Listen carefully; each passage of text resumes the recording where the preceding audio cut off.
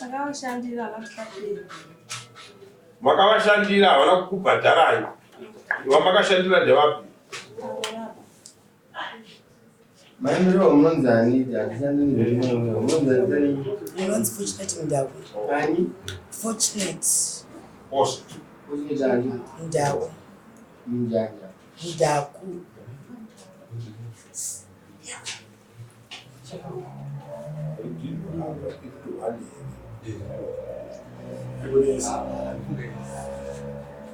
makavashandira basa rei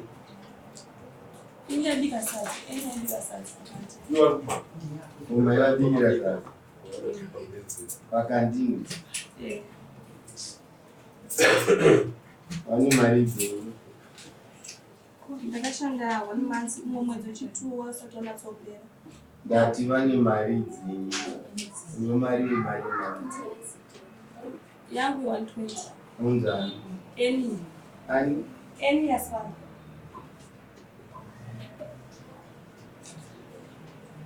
Chidiko changu chinemerwa muraka. Ndikakuoka.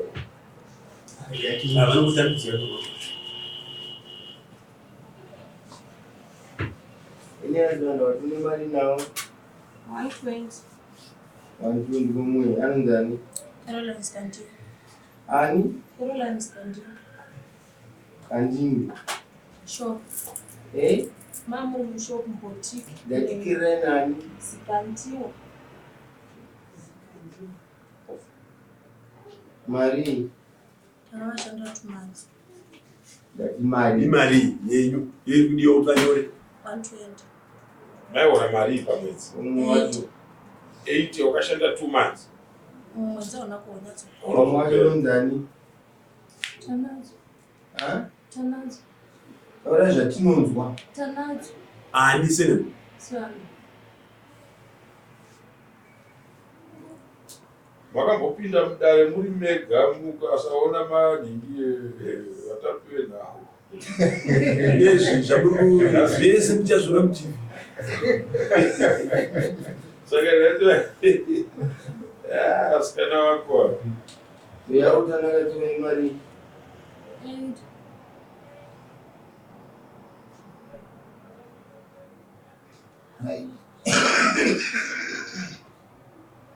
makambovabvunza here muri mega vakati chii Akati hatina mari ndinokupai. vakati havana mari Yavanovapa. Hatina mari ndinokupai. makatonyi vakatoramba kukupai mari aimbongo Amai. Vasikana munovaziva here? Ndinovaziva. Munhu zvavari kutaura. Ndinovaziva. Hakuna mutemo kuti munhu nyange ukave bhuru rakaita sei.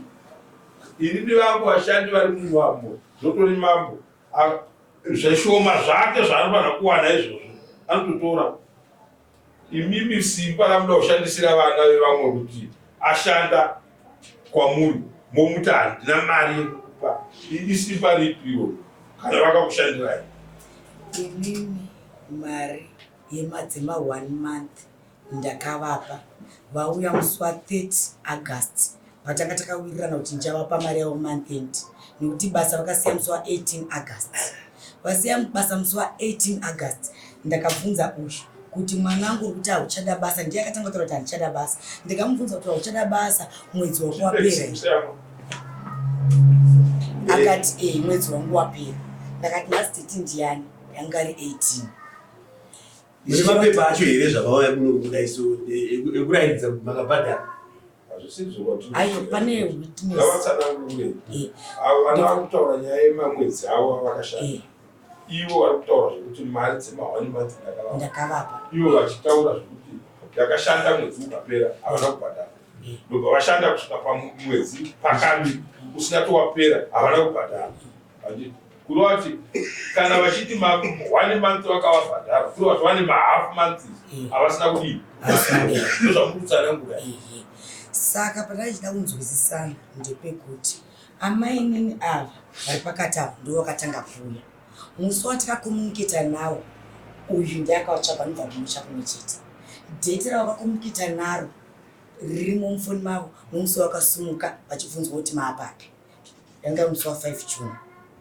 Handitika vachizosvika panzvimbo nofunga nguva wamusi wa6 nomusi wa7 ndipo vakatanga basa. Mamai inzwai ukaona munhu ushandikirwa nevamwe vana uri munhu ari kugona kubatsira community yedu. Handiti kushanda nevanhu vaviri vatatu uchivapa mari zvakakosha kwatiri somama.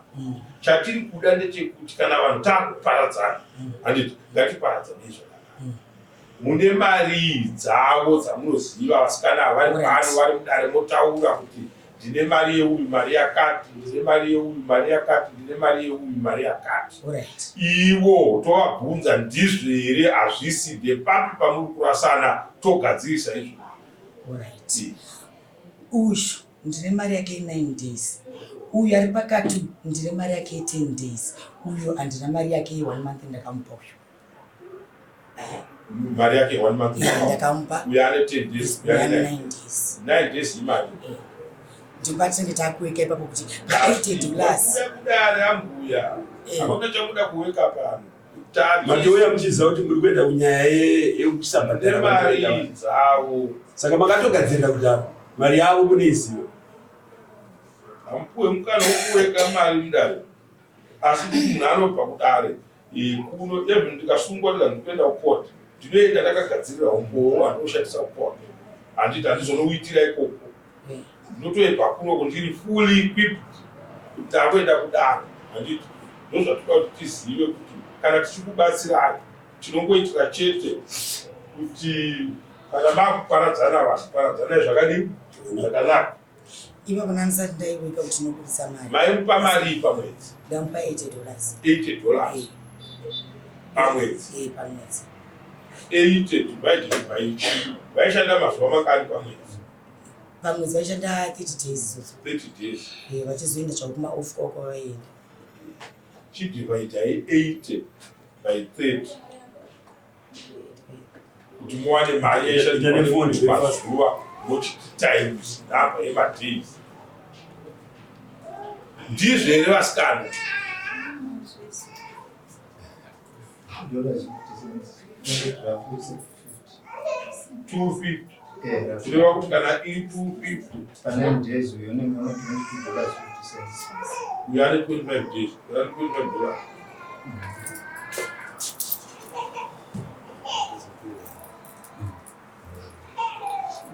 Senhor.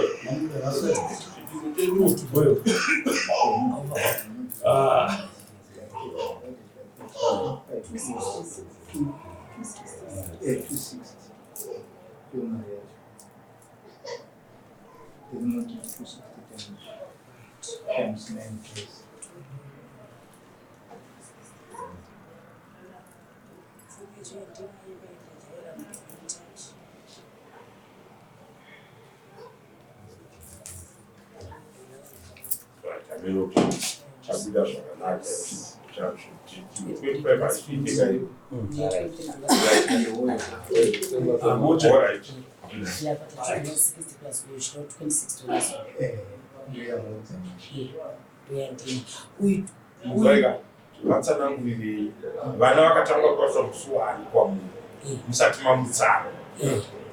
Toda kuti mutudzi vakatanga basa musi wakati kusvika musi wakati.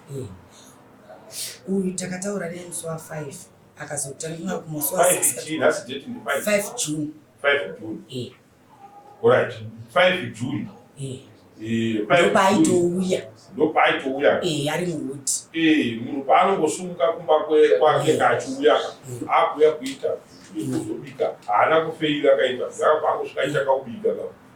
Vakatosvika vakatanga kuzoronga zvinhu. So 5 June. Handiti? Musi wa5 ndo vaiti ndingado. Vakasiya basa rini? Vakasiya musi wa18 August. 18 July. 18 July dan. 18 July. Ndopa vasiya. Saka vana kushanda mwedzi kana mukadaro. Vakashanda kubva musi wa5 zvisvika musi wa18 August. Ndipo vakashanda 18 July ava tichitaura ava vese ndipo vakasiya ava vari vese vatanga muna Juni.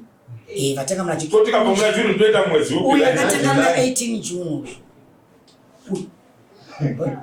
Ndizvo July akatanga basa musi yakauya musi wa 5 June akasiya basa musi wa 18 July ndoga wakaenda agasaina kusvika manje takakuwe kameti kubva musi wa 5 June kusvika musi wa 5 July mwedzi wapera. Exactly. 5 June to 5 July. 5 July mwedzi kunosvika pana 18 pane 13 days. No extra days. Handiti ndizvo. Makamubhadhara here pay yake yekutanga ndeupiwa. Makapuwa here mari yekuhora mari yenyu $80 yakakwana umwe mwedzi wapera. Andina chandada kutaura kuti ini ndakabva kubasa kumusha musi wa 3 ndikavata mukwepo ndikazofonera musi wa 5 ndo pandakatanga basa. Asikuramba izvozvo 5 to 5 July 1 month. Musi wa 25 July ndo patakabva tikakabva titi manje nhasi hatina mari tikati todzoka musi wa 30 ndobva tazodzoka musi wa 30 musi wa 25 ndo July ndo musi watakabva. Right. Kubva musi wa 5 ingi saka kuti mune ma-20 days. Ndosandaiti ndakashanda mwedzi 1 now. 20 days. Iwo vari kuza 13 iwe kuza 20 ndovati pane 7 days dzirapa idzi ndoza toda kugovana idzi kana ndaa kuita zvinhu zvavo. Uyu ndiwana chindiri 9 days dzake akatanga basa mwedzi haana kutombohora mwari yemwedzi ka aya mwedzi wake akatohora uyu 1 month ndakanguva akatanga musi wa 9 June 21 days toti 9 to 9 sorry. Saka 9 days ndo dzakazosara dziri kunze ndizvo.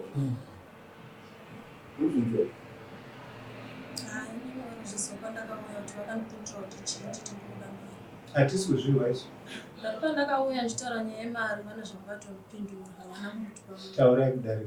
Havana kukubhadhara mari yako yemwedzi wacho. vakati zvokwai ndikutozvigwarira kuti mari toiwana takatoya tiitese Inzwa ikavasikana. Kudzai izwi rako kwakakwidzira vese vanhu. Ndiri kukunzwa. Nyaya yangu iripekuti handidi kutamisirwa tai. Handiti mapawa. Kana munhu akakushandisai mwedzi ukapera akakubhadharai pei dzenyu ndozvandiri kuda chete.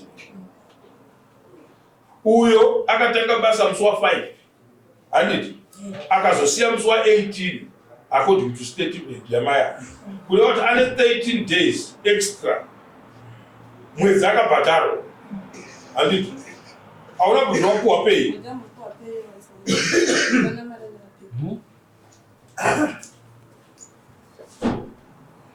Ndizvira uyu wangu uyu witness futi anga aripo uyu dhoni ndosaka ndakauya ndauya naye musi wa 30 iwe shamari kokutanga hamuna kubvira makapuwa mari dzepapei namaya patakaenda havana mbotwa mari uyu anga asipo makazodzoka musi wa 30 musi wa 30 atindiona anga aripo makadzoka ndandiri panze wanga usipo ndatakagara anga aripo naivasikana muri kureva here muri kureva saka muri kureva kuti hamuna kana zuva ramakabhadharwa kamari naishete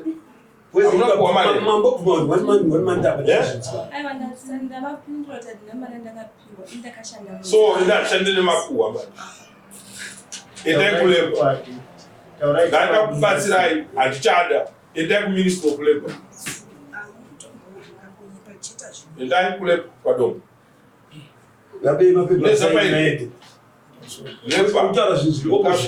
mukasvika mukadoma mukabva nekuno kumarobhotsi pajairi bhoti paya mukapinda nerodhi iyoyo mosvika pamarobhotsi aya mapupara apa pamasasa garaji mobva ipapo pane marobhotsi ari mudenga iwayo mobva matena kuraiti makunanga pana mujita pane patown house yekadoma pane post office apa handiti masvika ipamotoda kuenda paofisi yeministry of labor ipapo ndo vanoita izvizvi isusu tinobatsiridza chete kuvanhu vari kutaura zvachokwadi. Hakuna munhu akaemploye munhu basa mwedzi wopera orega kupa masi moshanda kuita kuti vanhu vakushanda kukanzuru. Hazvisiri izvozvo. Kuna zvinhu zvakadaro.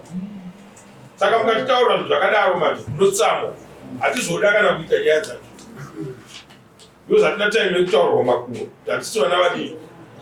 Wakanakira kuti kana maweji level kana anga akakwirira kushanda anokuza kana anga akaderera kushanda anokuza.